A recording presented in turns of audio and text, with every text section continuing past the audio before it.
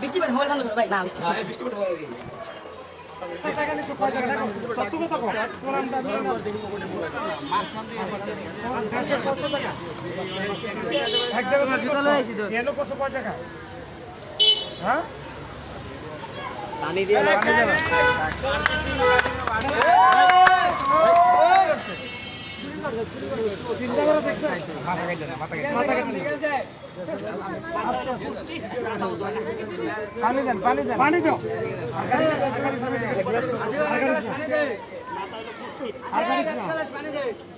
বাড়ি কই কুষ্টি কয়দিন ধরে চুরি করো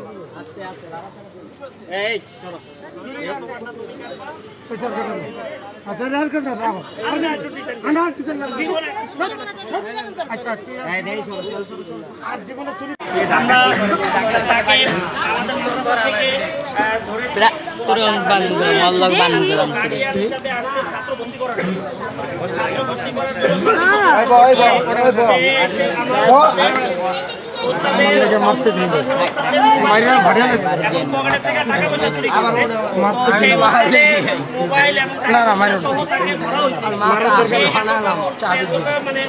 হাইলাইট হয়ে গেছে যে মানে পুরো রাগ হয়ে গেছে, তাকে অভিভাবক হিসেবে অপমান করা হচ্ছে, মানে এক কথা ওস্তাদও নার্ভাস হয়ে গেছে, এমন একটা সিচুয়েশন উনি তৈরি করছে। আর ওনারা দেখতে কোনো মতে চোর মনে হয় না।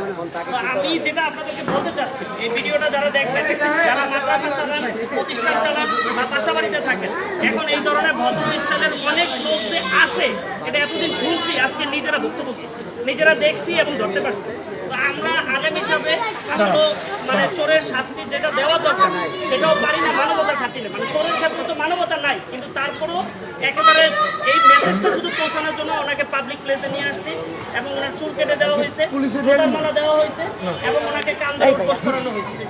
আসলে আমরা মাঝে মাঝে ভিডিও তো দেখি চোর ধরলে পাবলিকটা কি পরিমাণ মারে, অনেক পিটায়, এমনকি মারতে মারতে পাবলিকের মারতো, একেবারে রুহ ছিল না এমন অবস্থা। তো আমরা এরকম কোনো ধরনের ঝামেলা যাইতে চাই না। ওনারে আজকে যে আমার বাবা দাঁড়ায় ওনাকে তওবা পড়াইছে, চোর তওবা করলে কি হয় এটা চোরে জানে আর আমরা জানি, কিন্তু আমাদের কর্তব্য যতটুকু আমরা অতটুকু স্বীকার করাইছি এবং ওনার মুখ থেকে বলবে, বিশেষ করে মাদ্রাসা, মসজিদ এবং যারা ভদ্রলোকেদের থেকে এরা কিন্তু ভদ্রভাবে ঢোকে এবং চাইয়া মানুষের ক্ষতি করে যায়। এগুলো আপনারা সবাই সামনে বলেন যে আমার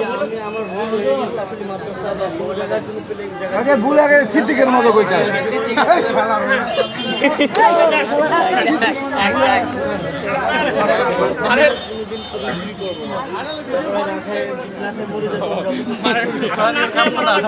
আল্লাহ সুস্থ দিচ্ছে, আপনার রিক্সা চালান, আপনি একটা মানুষের পাশে একটা কাজ করেন, একটা কাম করেন। আজকে এই ভিডিওটা না হয় আপনার বাচ্চা দেখবে, আপনার বাচ্চা দেখবে, আপনার ভাই বোন দেখবে, আপনার আত্মীয় স্বজন কেউ না কেউ তো দেখবে, কিন্তু এইটা তো আপনার জন্য কতটা লজ্জাজনক। আপনার সন্তান আপনাকে বাবা বলবে কিভাবে? আমার বাবা চোর এটা বলবে? আপনার নিজের তো একটা ভবিষ্যৎ আছে।